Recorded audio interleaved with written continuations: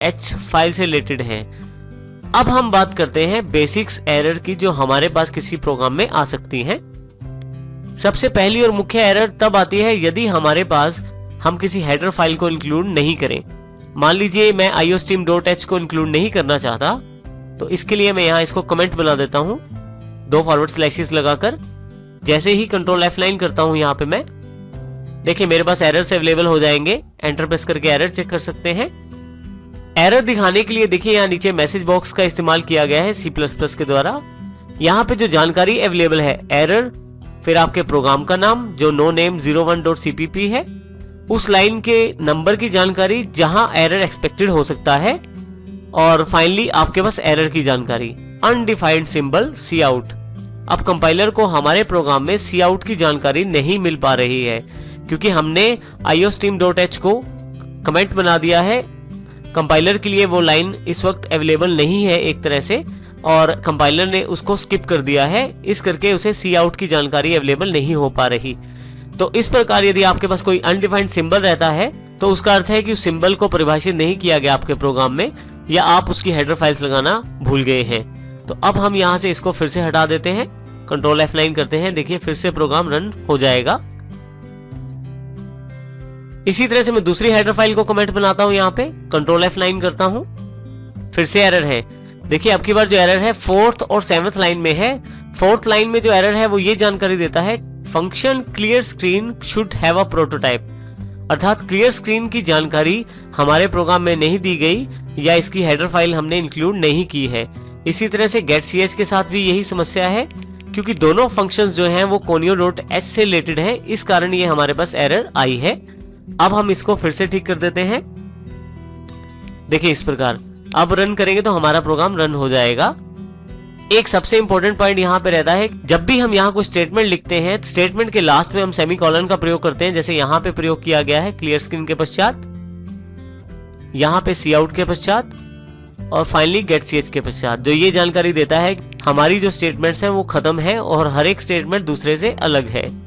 अब यदि यहाँ मैं किसी स्टेटमेंट में सेमीकोलन नहीं देता, जैसे मैं यहाँ हटा देता हूँ cout हेलो फ्रेंड्स के पश्चात, तो कंट्रोल F9 करके देखें, आपके पास फिर से एरर रहेगा जो ये बताएगा कि लाइन नंबर 7 में जो एरर डिस्क्रिप्शन ये बताती है कि स्टेटमेंट मिसिंग, एक स्टेटमेंट नहीं है, और वो स्टेटमेंट जो नहीं है वो सेमीकोलन है। ये भी जानकारी यहाँ पे हमारे पास दी जा रही है।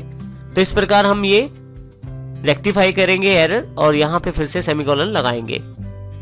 इसी तरह से यदि हम किसी ब्रैकेट को मिस कर देते हैं यहाँ से, जैसे मैं एंडिंग करली ब्रैकेट लगाना भूल जाता हूँ या नहीं लगाता, तो कंट्रोल F9 करते ही भी मेरे पास फिर से देखिए यहाँ पे एरर अवेलेबल हो गया है कंपाउंड स्टेटमेंट मिसिंग, और फिर वो ब्रैकेट दी गई है जो एक्सपेक्टेड है लगानी लेकिन हमने नहीं लगाई। तो इस प्रकार ये लाइन नंबर 7 में एरर है, तो हम इसको फिर से ठीक कर देते हैं।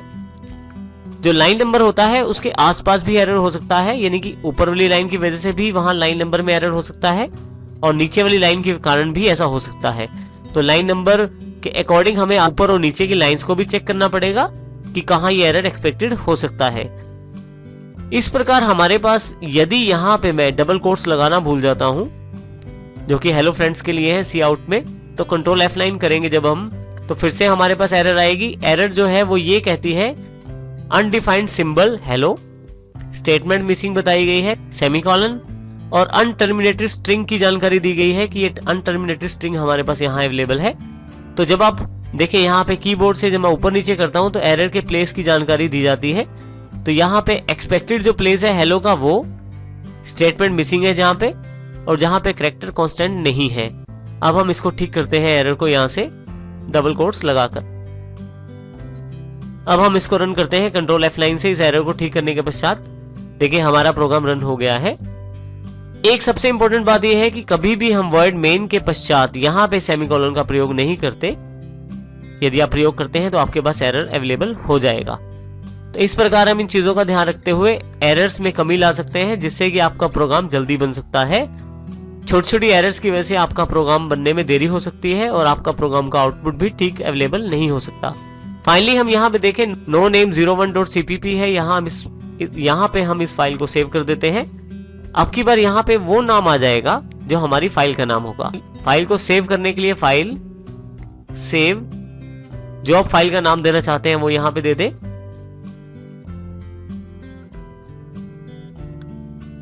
मैं यहां फर्स्ट फाइल डॉट सीपीपी कर देता हूं। जैसे ही एंटर करता हूं, देखिए मेरे पास यहां पे मेरी फाइल का नाम अवेलेबल हो गया है और ये फाइल का नाम यहां दिखाया जा रहा है। तो जो भी आपकी फाइल का नाम होता है वो यहां रिप्रेजेंट हो जाएगा। मैं यहां से फाइल ओपन भी कर सकता हूं। यहां फाइल पे ओपन, मेरे पास मेरी माई फाइल डॉट सीपीपी के नाम से ऑलरेडी एक फाइल बनी हुई है, इसे मैं ओपन कर लेता हूं। तो देखिए मेरे पास यहाँ पे दो फाइलें ओपन हो गई हैं। एक फर्स्ट फाइल जो पीछे की तरफ खुली हुई है और एक ये माई फाइल डॉट सीपीपी जो मैंने अब ओपन की है। तो इस प्रकार आप अपनी फाइल्स को ऑर्गेनाइज करके रख सकते हैं और इन सोर्स कोड्स को बाद में भी प्रयोग कर सकते हैं अपने प्रोग्राम्स में। प्रोग्रामिंग करते समय आप इन कुछ पॉइंट्स का ध्यान रख सकते हैं। सबसे पहला पॉइंट है जिसमें सेमीकोलन का प्रयोग करें। जब भी आपको स्टेटमेंट एंड करें, आप स्मॉल लेटर्स का प्रयोग करने की कोशिश करें अपने प्रोग्राम में। उसके अतिरिक्त आप ध्यान रखें कि यदि आप ओपनिंग ब्रैकेट लगाते हैं किसी ब्लॉक के लिए तो उसके लिए क्लोजिंग ब्रैकेट अवश्य अवेलेबल हो। इसी तरह से जो सेमीकोलन है आपका वॉइड मेन के पीछे मत लगाएं और किसी भी फंक्शन के पीछे भी इसको मत प्रयोग करें इस प्रकार जब आप उसे डिफाइन करते हैं। सी आउट के साथ डबल कोट्स का ध्यान रखें। यदि एक डबल कोट्स लगाया है दूसरा नहीं लगाया तो आपके पास एरर आ सकता है। तो स्टार्टिंग और एंडिंग दोनों डबल कोट्स का प्रयोग करें। इन पॉइंट्स का ध्यान रखते हुए इन एरर से आप बच सकते हैं अपनी प्रोग्रामिंग में। अब हम वेरिएबल्स की बात करते हैं। वेरिएबल्स जैसा कि हमने पहले भी जानकारी ली थी, मेमोरी लोकेशन का नाम होते हैं। तो हम कह सकते हैं कि variable is a memory identifier. यहां यदि हम एक एग्जांपल के रूप में देखें तो हमारे पास एक टेबल दिया गया है।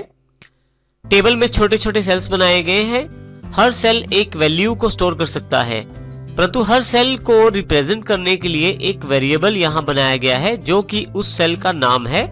और यहां पे यदि आप देखें तो x जो है वो इस पहले सेल का नाम है, ये वाले सेक्शन का, ये वाले सेल का, जिसमें 10 वैल्यू स्टोर की गई है। इसी प्रकार से जो y है वो दूसरे सेल का नाम है जिसमें 20 वैल्यू स्टोर की गई है।